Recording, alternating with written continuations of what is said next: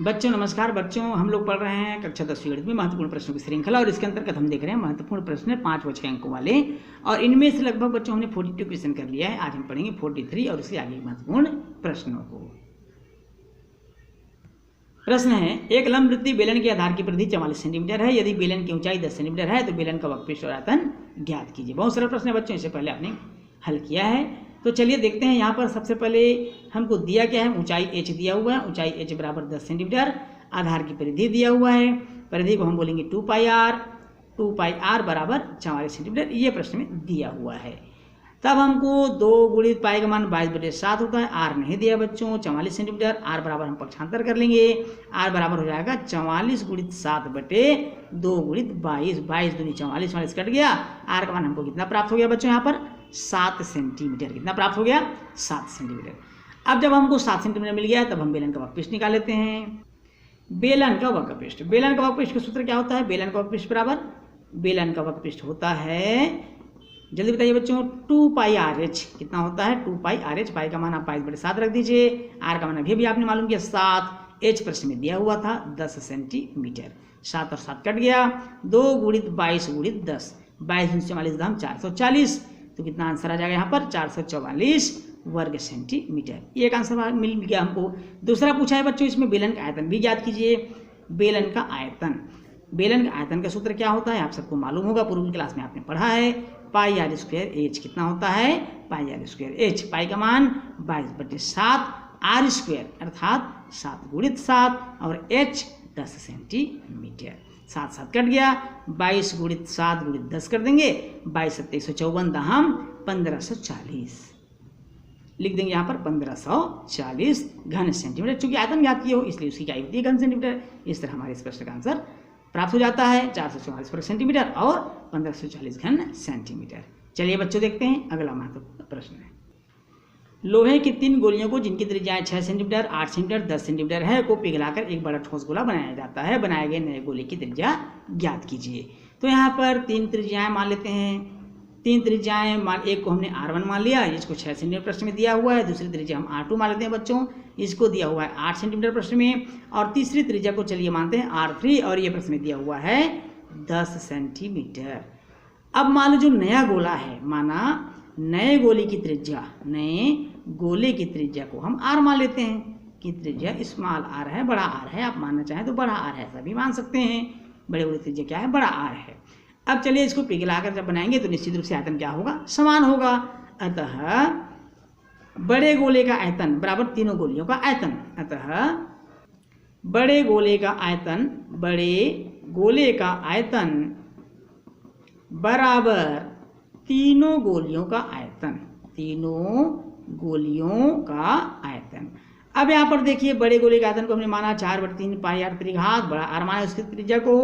फिर छोटे 3 गोलियां हैं, 4/3 πr1 त्रिघात, 4/3 πr2 त्रिघात और 4/3 πr3 त्रिघात। 4/3 πr त्रिघात। अब यहाँ पर 4/3 पाई कामा ले लीजिए बच्चों, बच गया r1 त्रिघात, r2 त्रिघात और r3 त्रिघात। ये कट गया बच्चों। अब यहाँ पर r त्रिघात बराबर बच गया r1 का मान दिया हुआ है 6�3, इसका मान दिया है 8�3 और इसका मान दिया है 10�3। अब यहाँ पर बच्चों 6�3 मतलब होता है 216। 6�3 गुणा कर लीजिए 216, यहाँ प्राप्त हो जाएगा 216।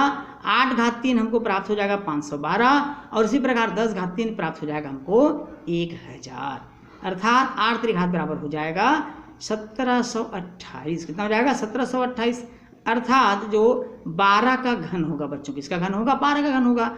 अब तुलना कर देंगे तो r बराबर हमको मिल जाएगा 12 सेंटीमीटर। अतः हम कहेंगे जब तीनों गोलों को पिघलाएंगे तो बड़े गोले जो बनेंगे उसकी त्रिज्या होगी 12 सेंटीमीटर, जो इस प्रश्न का आंसर होगा। चलिए बच्चों देखते हैं अगला प्रश्न। एक शंकु के आधार का व्यास 14 सेंटीमीटर, ऊंचाई 24 सेंटीमीटर है। तो शंकु का संपूर्ण पृष्ठ का क्षेत्रफल और आयतन ज्ञात कीजिए। बहुत सरल प्रश्न है, बहुत ध्यान समझिएगा। एक बार और प्रश्न पढ़ देते हैं, समझिए। यदि एक शंकु के आधार का व्यास 14 सेंटीमीटर, ऊंचाई 24 सेंटीमीटर, शंकु का संपूर्ण पृष्ठ का क्षेत्रफल और आयतन ज्ञात कीजिए।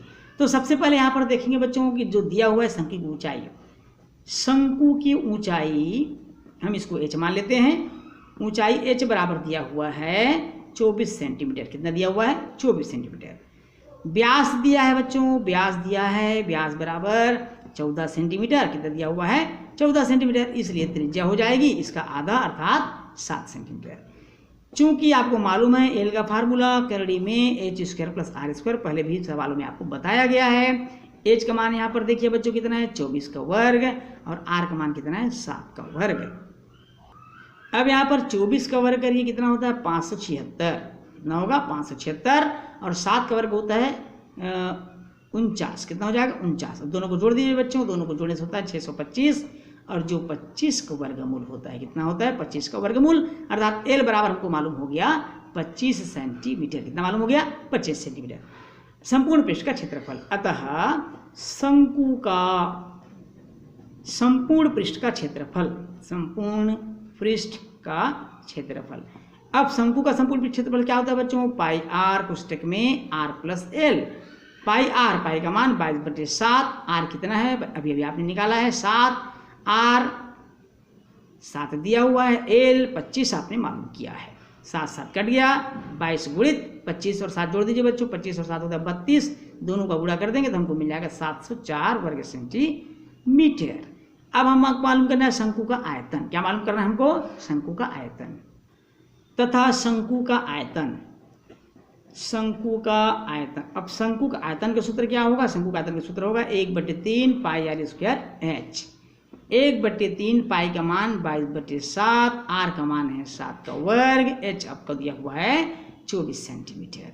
यहाँ कट रहा है, उसको काट देंगे, 3 8 24 से भी कट गया, बचा हमारे पास 22 बच गया बच्चों, और 7 बच गया, 22 और 7 बचा हुआ है, और बचा हुआ है 8, तीनों का आपस में गुणा कर देंगे, 8 7 56 गुणित 22 1232 घन सेंटीमीटर, कितना आ जाएगा 1232 घन सेंटीमीटर। इस तरह हमने दो आंसर मालूम किया, एक मालूम किया संपूर्ण पृष्ठ क्षेत्रफल जो 704 वर्ग सेंटीमीटर प्राप्त हुआ था, और दूसरा आंसर मालूम किया शंकु का आयतन जो 1232 घन सेंटीमीटर प्राप्त हुआ। चलिए बच्चों देखते हैं अगला महत्वपूर्ण प्रश्न। एक दिवसीय अंतर्राष्ट्रीय मैचों में बहुत से गेंदबाजों द्वारा लिए गए कुल विकेटों की संख्या के आंकड़े तालिका में दिए गए हैं, इनका बहुलक ज्ञात कीजिए। हमको क्या ज्ञात करना है बच्चों, इसका बहुलक ज्ञात करना है। विकेटों की संख्या दिया हुआ है, गेंदबाजों की संख्या दिया हुआ है। विकेटों की संख्या में 20 से 60, 60 से 100, 100 से 150, 150 से 250, 250 से 350, 350 से 450 दिया हुआ है। इसी प्रकार गेंदबाजों की संख्या में 7, 5, 16, 12, 2 और 3 दिया हुआ है। यहाँ पर ध्यान से देखिए बच्चों, यहाँ पर हमको देखने से पता चलता है कि सर्वाधिक आवृत्ति किसका है बच्चों, सर्वाधिक आवृत्ति है 16, किसका है 16, जिसका वर्ग अंतराल है 100 से 150, और सर्वाधिक आवृत्ति वाला ही बहुलक होता है, तो आपको मालूम होना चाहिए बच्चों। तो यहाँ बहुलक वर्ग क्या है, ध्यान समझिएगा बच्चों, मोस्ट इंपॉर्टेंट क्वेश्चन है। यहाँ बहुलक वर्ग है 100 से 150, कितना है 100 से 150। अब बहुलक वर्ग जब मालूम हो तो इसको निम्न सीमा बोलते हैं, इसको उच्च सीमा बोलते हैं। निम्न सीमा अर्थात एल बराबर, अतः अब मान निकल लेते हैं कि क्या दिया हुआ है हमको, एल बराबर 100 हो जाएगा, F0 मतलब बहुलक वर्ग के ठीक पहले की आवृत्ति अर्थात 5 दिया हुआ है 16 से पहले, F1 अर्थात बहुलक वर्ग की आवृत्ति जो 16 दिया हुआ है बच्चों। देखिए F2 बहुलक वर्ग के ठीक बाद अर्थात 12, ठीक पहले F0 और ठीक बाद को हम F2 मानते हैं, इसको हमेशा ध्यान में रखिएगा। और इसके बीच का डिस्टेंस अर्थात H दिया हुआ है 150 में 100 घटा दीजिए तो मिल जाएगा हमको 50, कितना मिल जाएगा 50 मिल जाएगा। अतः बहुलक, अब बहुलक का हम क्या कर देंगे, सूत्र लगा देंगे। बहुलक का सूत्र होता है L plus F1 minus F0, ध्यान समझिए बच्चों, बटे 2F1 ऋण F0 ऋण F2 कोष्टक बंद गुणित H, ये इसका फार्मूला होता है।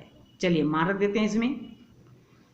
L का मान प्रश्न में दिया हुआ है 100, F1 का मान हमने ज्ञात किया है 16, ऋण F0 का मान हमने मालूम किया है 5, पूरे का बटे 2 गुणित 16, F1 का मान 16 है, F0 का मान 5 है और F2 का मान है 12 गुणित 50, H का मान हमने मालूम किया था। 100 धन 16 में 5 घटा दीजिए बच्चों, 11 बचेगा, 16 दूनी 32 ऋण 12 और 5 हो जाएगा 17 गुणित 50 दिया हुआ है। 100 धन, इसको हल कर लेते हैं, 11 गुणित 50 अर्थात ऐसा लिख दीजिए 11 गुणित 50, 50 गुणा कर सकते हैं, 32 में 17 घटा दीजिए, 15 बचेगा, कितना बचेगा 15। 11 का गुणा 50 से करेंगे और 50 से करने के बाद 15 से भाग करेंगे तो हमको प्राप्त हो जाएगा ये भाग करने से हमको मिलेगा 36.66।